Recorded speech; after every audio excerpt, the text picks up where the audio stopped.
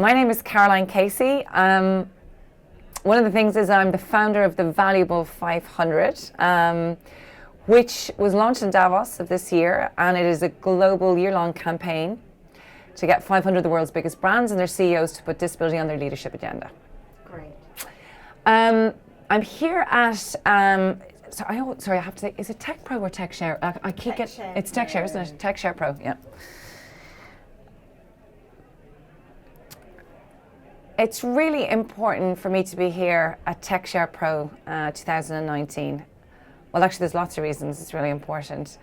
Is because I actually think design for all, or inclusive design, or accessibility validates everything that we're trying to talk to these global CEOs about. Is that people with disabilities are valuable to business.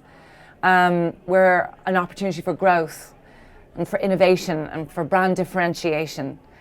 And actually that we should not be categorizing our humanity, LGBTQ and race against disability, and actually technology is the democratizer, it's the leveler. It's the most inclusive way that we can move forward, looking at global human inclusion.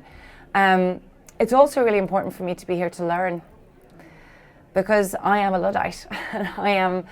I myself am visually impaired and registered legally blind, and I'm terrified of technology.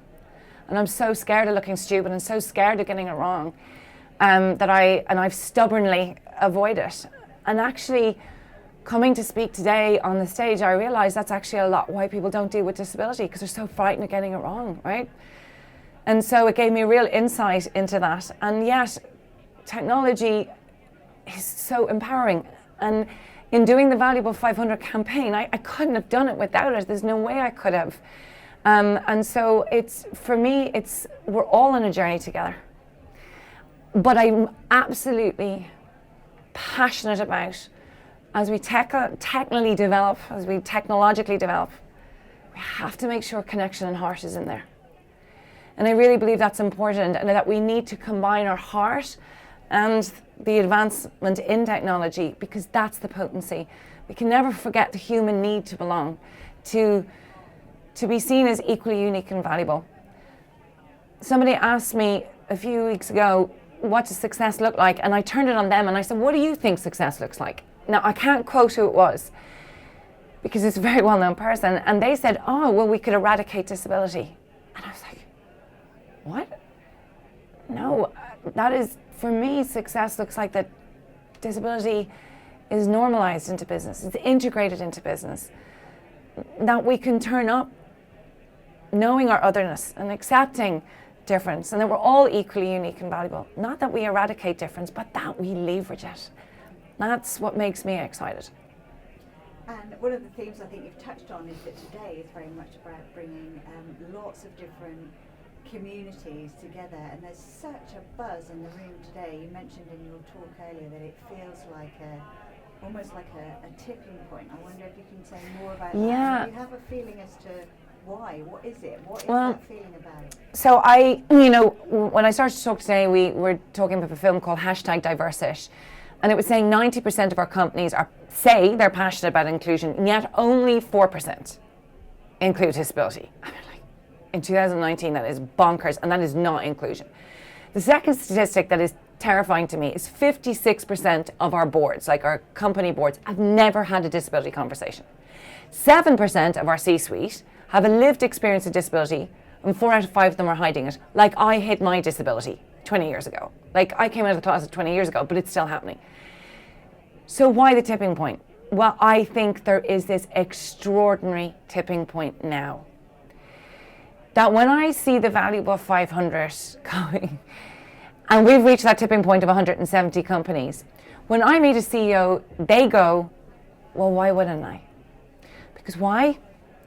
Actually, the digital revolution, the technology advances make it exciting.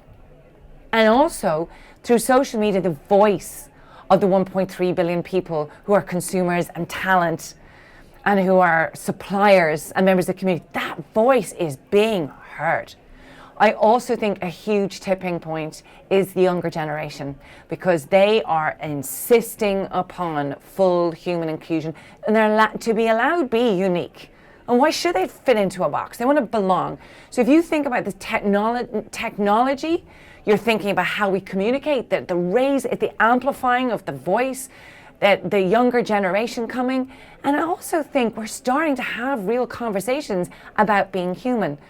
But I often talk about when Sinead Burke, who's a friend of mine who's small stature and she's Irish, on the cover of Vogue magazine. So when fashion gets on board, you're starting to think, oh my gosh.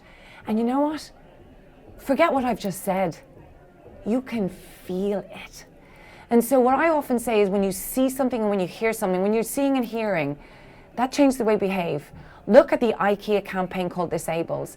Look at Netflix now putting disability programming into their content. They ain't doing that just to be nice. They're doing that because there's consumers. It's happening and you can feel it. And I kind of think, is it 18 months away or is it now? And you can't control time, but when time comes, we got to be ready, and we are. One of the other things that seems to be coming through for me personally today is I guess it's a crossover between tech and disability, is when you get a shared language, when everybody is talking in the same way, and I'm hearing people using the same words today, like inclusive design. So yes. you say it's not about tailoring things for people with disabilities, it's about being inclusive. I just wonder what your take is on that shared lexicon, and whether that is a Listen, driver. My obsession has always been, Apple is one of the most preferred brands of people with disabilities and their families, right? It was the first brand in the world to trigger $1 trillion. I mean, look how successful it is.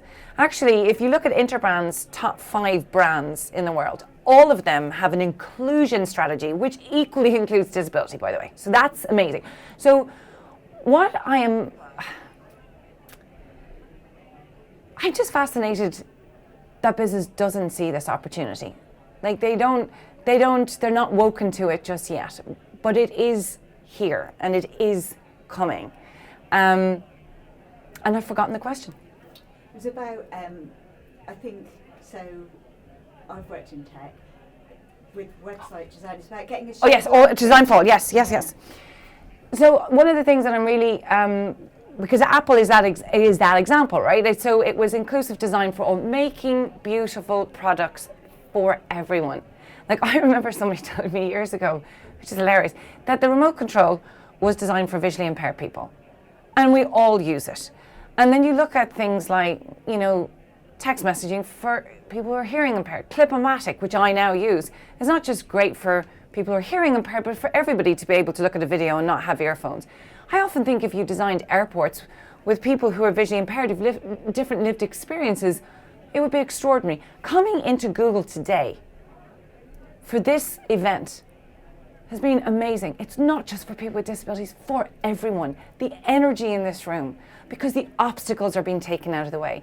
If we take the obstacles and barriers out of the way for people with disabilities, we take them out of the way for everyone. We all know the well-known quote is, if we make buildings accessible for people who are using wheelchairs, for buggies as well, for people having suitcases, do you know what I mean? This is not rocket science. Universal design for all customers. Who wants to keep the customers closed out? Why would you do that? Great, thank you. And just finally, because I know Alex has been waiting a while, I always ask people this: is there anything you haven't had an opportunity to say yet, now that we've got you on camera, that a key message or something that you really want to drive home? Well, there's 2 things I really want to drive home.